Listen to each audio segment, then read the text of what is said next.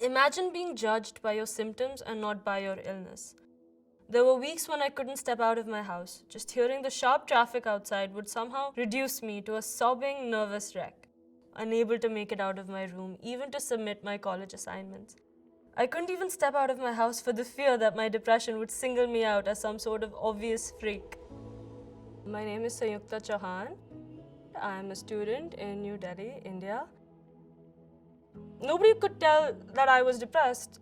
I mean, because half the time I'd be so happy and upbeat, but the other half, I'd cut off all connections. I wouldn't talk to anyone, I'd never text back, I'd never step out, I'd never make plans, and I did this for years.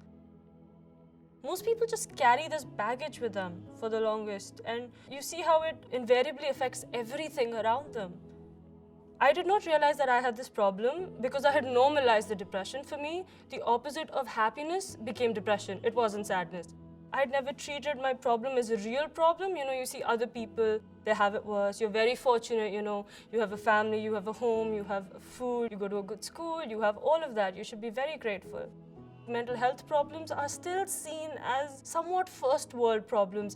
Really, can you afford to have depression right now? Don't you have like 50 things to do? It's very difficult for people to understand that it's an illness or a problem just like any other physical illness, You need a doctor, you need meds, you need support, you need love, you need understanding, you need all of these things. So sometimes you feel like you're all alone and you can't talk to anyone, but then you discover your community of people who also talk about mental health, and that's a great feeling. The inability to explain this nightmare will forever haunt me, especially as a writer, since I've always believed that words are my forte.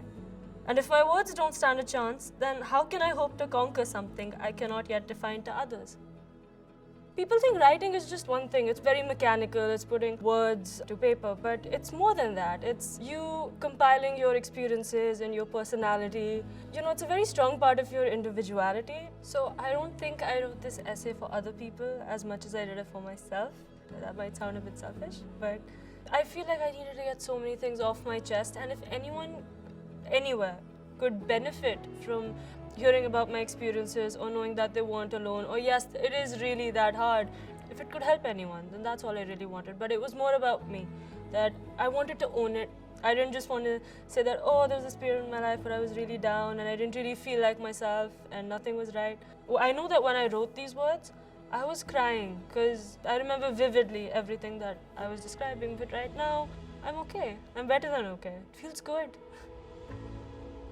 I'd be lying if I said, even now, that I have it all figured out mental health-wise. However, I am annoyingly optimistic and believe in fighting for the things that you want out of life.